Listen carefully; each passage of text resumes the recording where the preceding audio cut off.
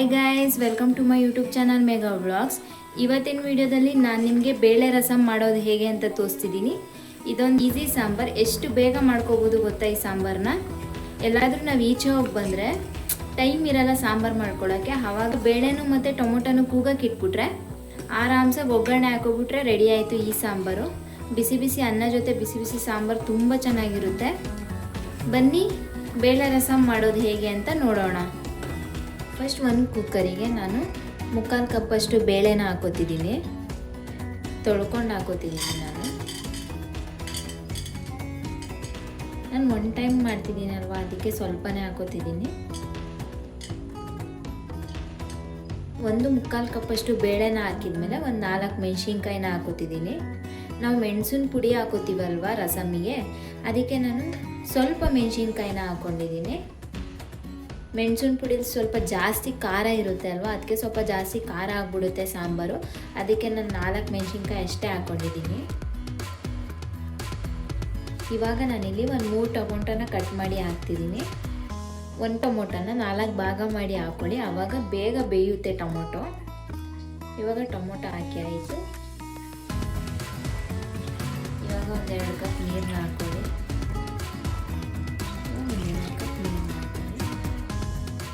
ಸ್ವಲ್ಪ ಅರಿಶಿಣದ ಪುಡಿನ ಸೇರಿಸ್ಕೊಳ್ಳಿ. ಒಂದು ಸ್ವಲ್ಪ ಎಣ್ಣೆನ ಹಾಕೊಳ್ಳಿ. 1 ಸ್ಪೂನ್ ಬೇಡ, ಒಂದು 1/2 ಸ್ಪೂನ್ ಹಾಕೊಳ್ಳಿ ಎಣ್ಣೆನ.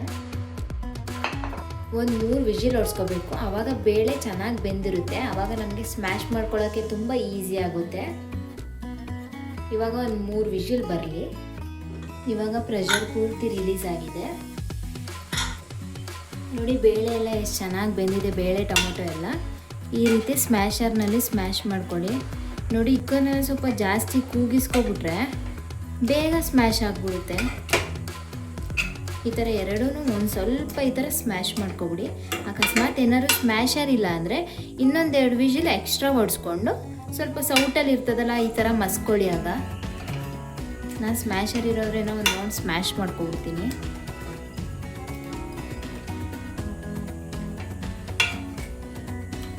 ನೋಡಿ ಎಷ್ಟು ಚೆನ್ನಾಗಿ ಸ್ಮ್ಯಾಶ್ ಆಯ್ತಿದೆ, ನೀವೇ ನೋಡ್ತಿರ್ಬೋದು. ಕ್ಲೀನಾಗಿ ಸ್ಮ್ಯಾಶ್ ಆಯಿತು.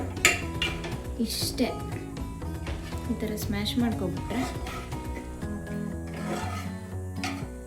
ಟೊಮೊಟೊನ ಒಂದು 4 ಭಾಗ ಮಾಡಿ ಹಾಕ್ಬಿಟ್ರೆ ಈ ಥರ ಮಸ್ಕೊಳೋಕ್ಕೂ ಈಸಿ ಆಗುತ್ತೆ. ಆಗ ಟೊಮೊಟೊನೂ ಬೇಗ ಬೆಂದೋಗ್ಬಿಡ್ತವೆ ನೋಡಿ. ಇವಾಗ ಯಾವ ರೀತಿ ಮಸ್ಕೊಂಡೆ ನೋಡಿ. ಇವಾಗ ಮಸ್ಕೊಂಡಿದ್ದಾಯಿತು. ನಾನು ಈ ಥರ ಕ್ಲೀನಾಗಿ ಸ್ಮ್ಯಾಶ್ ಮಾಡ್ಕೊಬಿಡಿ.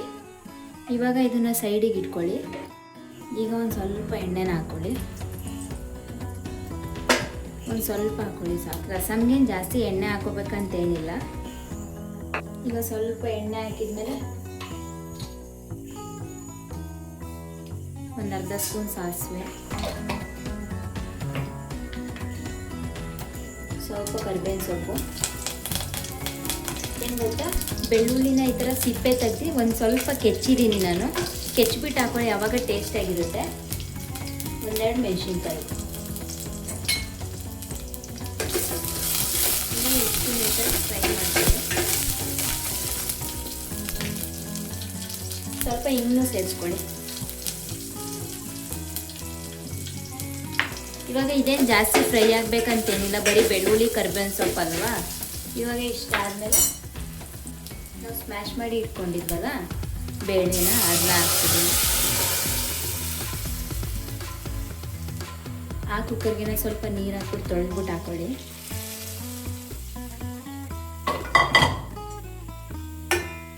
ಕನ್ಸಿಸ್ಟೆನ್ಸಿ ನೋಡ್ಕೊಂಡು ನೀರನ್ನ ಬಳಸ್ಕೊಳ್ಳಿ.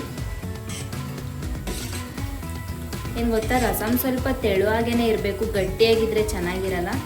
ತೆಳ್ಳಗಿರಬೇಕು, ಆವಾಗಲೇ ಚಂದ ರಸಮು.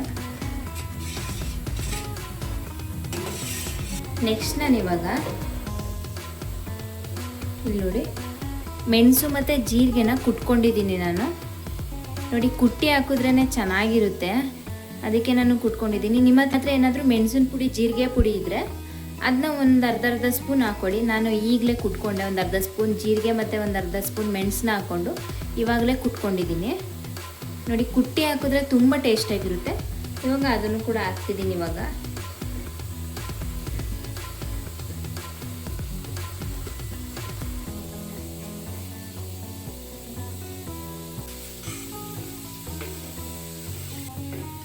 ಇವಾಗ ಮೆಣಸಿನ ಪುಡಿ ಜೀರಿಗೆ ಪುಡಿ ಹಾಕಿದ್ದೀನಿ ನಾನು.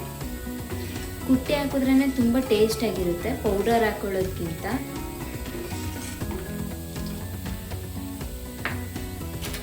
ಇವಾಗ ನಾನು ಸ್ವಲ್ಪ ರಸಮ್ ಪೌಡರ್ನ ಹಾಕೋತಿದ್ದೀನಿ. ಇದು ಬೇಕಾದರೆ ಸೇರಿಸ್ಕೊಳ್ಳಿ, ಇಲ್ಲಾಂದರೆ ಏನು ಬೇಡ. ಸ್ವಲ್ಪ ಹಾಕೊಳ್ಳಿ ರಸಮ್ ಪೌಡರ್ನ.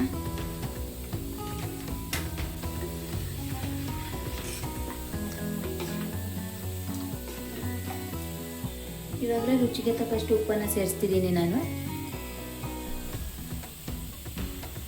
ನೋಡ್ಕೊಂಡು ಹಾಕೊಳ್ಳಿ ಉಪ್ಪನ್ನ. ಏನು ಗೊತ್ತಾ, ಬಿಸಿ ಬಿಸಿ ಅನ್ನಕ್ಕೆ ಈ ಥರ ಬಿಸಿ ಬಿಸಿ ರಸಮ್ ಹಾಕೊಂಡು ತಿಂತಾ ಇದ್ದರೆ ಯಾವ ಮಟನ್ನು ಬೇಡ ಯಾವ ಚಿಕನು ಬೇಡ, ಅಷ್ಟು ಚೆನ್ನಾಗಿರುತ್ತೆ ನಿಜವಲ್ಲೂ. ಸಾಂಬಾರಲ್ಲಿ ನನ್ನ ಫೇವ್ರೇಟ್ ಅಂದರೆ ರಸಮ್ಮೆ. ಬೇಳೆ ರಸಮ್ ತುಂಬ ಚೆನ್ನಾಗಿರುತ್ತೆ. ಟೊಮೊಟೊ ರಸಮ್ಗಿಂತ ಬೇಳೆ ರಸಮ್ ತುಂಬ ಚೆನ್ನಾಗಿರುತ್ತೆ. ಬಿಸಿ ಬಿಸಿ ಅನ್ನಕ್ಕೆ ತುಪ್ಪ ಹಾಕೊಂಡು ತಿಂತಾಯಿದ್ರೆ ಎಷ್ಟು ಚೆನ್ನಾಗಿರುತ್ತೆ ಗೊತ್ತಾ. ಇವಾಗ ಒಂದು ಕುದಿ ಬಂದರೆ ರಸಮ್ ರೆಡಿ ಆಯಿತು. ಇದೆಷ್ಟು ಈಸಿ ರೆಸಿಪಿ ನೋಡಿ. ಆರಾಮ್ಸಾಗಿ ಎಲ್ಲರೂ ಹೋಗಿದ್ದು ಬಂದರೆ ಅಡುಗೆ ಮಾಡೋಕ್ಕೆ ಟೈಮ್ ಇಲ್ಲ ಅಂದರೆ ಆರಾಮ್ಸಾಗಿ ಬೇಳೆನೂ ಟೊಮೆಟೊನು ಕೂಗ್ಸಕ್ಕೆ ಇಟ್ಬಿಟ್ರೆ ಒಗ್ಗರಣೆ ಹಾಕೋಬಿಟ್ರೆ ರಸಮ್ ರೆಡಿ ಆಗಿಬಿಡುತ್ತೆ. ಇದೊಂದು ಈಸಿ ಸಾಂಬಾರು. ಇವಾಗ ನಾನು ಕೊತ್ತಂಬರಿ ಸೊಪ್ಪನ್ನ ಹಾಕೊಂಡ್ರೆ ರಸಮ್ ರೆಡಿ ಆಯಿತು.